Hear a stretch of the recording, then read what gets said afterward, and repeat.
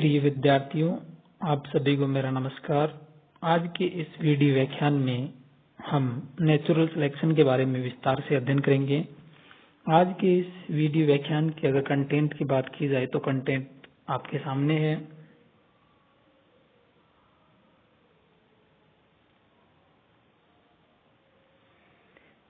Content: nature of natural selection, प्राकृतिक वर्ण की प्रकृति, वर्किंग ऑफ नेचुरल सिलेक्शन, किस प्रकार से नेचुरल सिलेक्शन कार्य करता है, टाइप्स ऑफ नेचुरल सिलेक्शन या प्राकृतिक वर्ण के प्रकार, interaction of variation and selection, विभिन्नताएं, चयन और उनकी अंतरक्रियाएं। Next, nature of natural selection. प्राकृतिक वर्ण एक प्रकार का विभेदी यानी नेचुरल जो सिलेक्शन है उसको हम दूसरा नाम दे सकते हैं विभेदी प्रजनन। डिफरेंशियल रिप्रोडक्शन, विभेदी प्रजनन से नई उत्पन्न होने वाली संतानों में अलग अलग जीनी प्रकार एवं जीनी संरचनाएं उत्पन्न होंगी जो आनुवांशिक साम्य अवस्था को परिवर्तित करेंगी। विभेदी प्रजनन के फलस्वरूप क्या होता है, अलग अलग जीनी प्रकार एवं जीनी संरचनाएं फलस्वरूप साम्य अवस्था परिवर्तित होती है या होगी। आनुवंशिक साम्य को परिवर्तित करने में उत्परिवर्तन का भी महत्वपूर्ण स्थान है, परंतु उससे भी कहीं अधिक महत्वपूर्ण है प्राकृतिक वर्ण या चयन या नेचुरल सिलेक्शन। प्राकृतिक वर्ण आने वाली पीढ़ी में उन जीनी प्रकारों को प्रेरित करता है जो विभेदी प्रकार उत्पन्न करते हैं।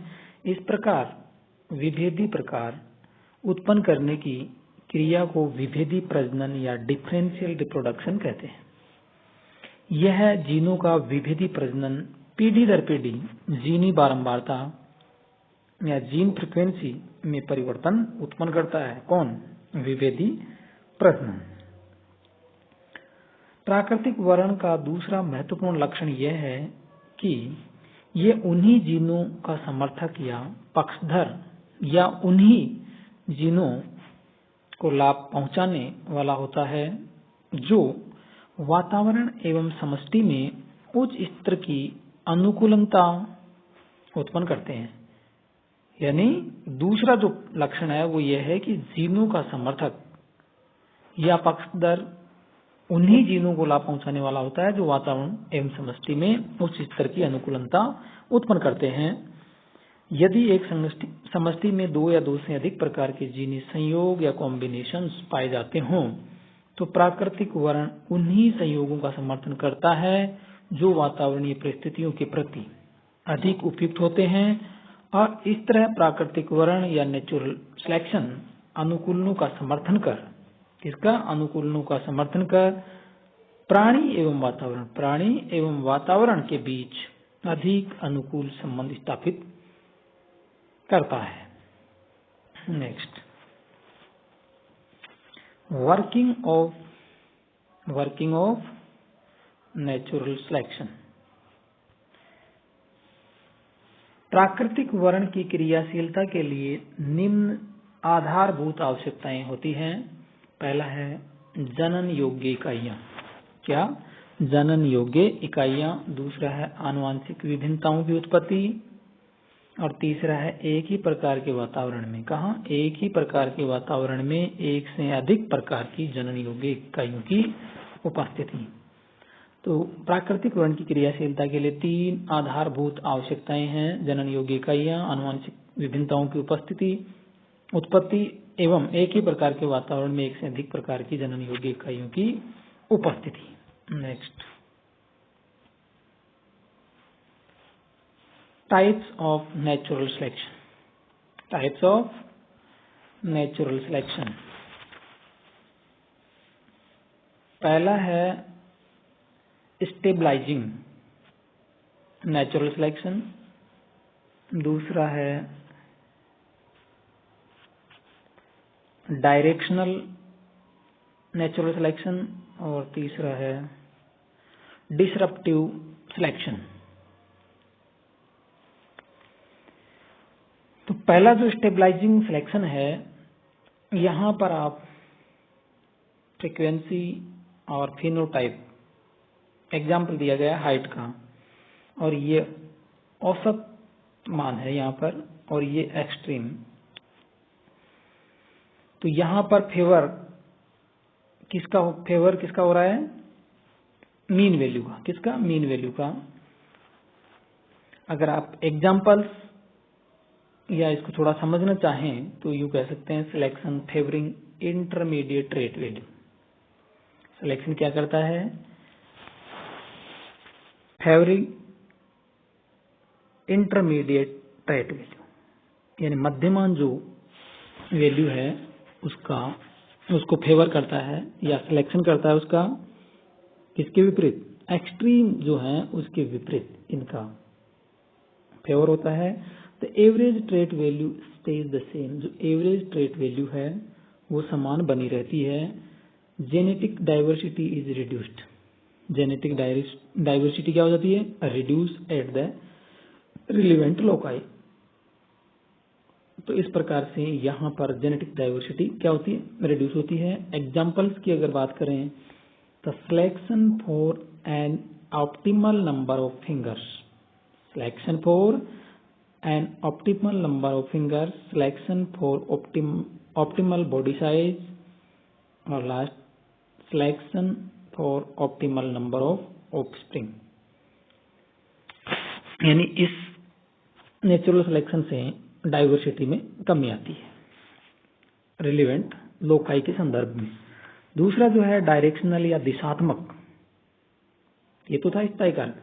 दूसरा है डायरेक्शनल या दिशात्मक natural selection occurs when an extreme phenotype is favoured and the distribution curve shift in that direction.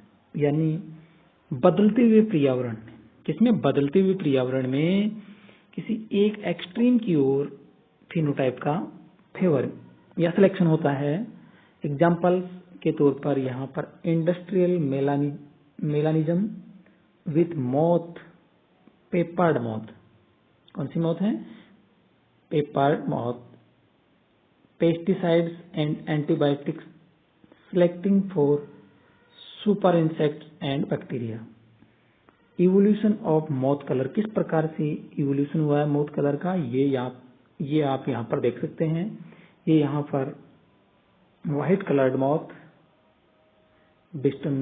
Betularia, और एक यहाँ पर ब्लैक, यानी 10% व्हाइट कलर और 10% यहाँ पर ब्लैक कलर है और 90% व्हाइट। लेकिन काफी दिनों के बाद में आप देखते हैं, जैसे औद्योगिक क्रांति हुई उसके बाद में आप पाते हैं कि यहाँ पर ब्लैक कलर है वो 80% हो गया, यानी डार्क जो कलर है, ब्लैक या डार्क कलर जो मॉथ है वो फिनोटाइप यहाँ पर चयनित किया गया और बदलती हुई पर्यावरणीय परिस्थितियों के अनुरूप अपने आप को चयनित कर पाए या सिलेक्शन हुआ है। और बिस्टन कार्बोनेरिया के रूप में डेवलप हुए। ये यहाँ पर आप देख सकते हैं, ये एक्सट्रीम था यहाँ पर और उसकी तरफ ये शिफ्टिंग हो गई है। जो कर्व है वो एक दिशा में शिफ्ट हो गया है। तीसरा है डिसरप्टिव सिलेक्शन, विदारक या विघटनकारी या diversifying natural selection. Disruptive selection occurs when pressures select against the mean and for extremes, यानी एक्सट्रीम्स हैं उसकी ओर सिलेक्शन होता है फिनोटाइप का, जो मीन वैल्यू है उसके विपरीत। यहाँ पर ये मीन वैल्यू है वो यहाँ पर डिसरप्ट हो गई है और ये एक्सट्रीम की ओर दोनों दिशाओं में क्या हो गया है?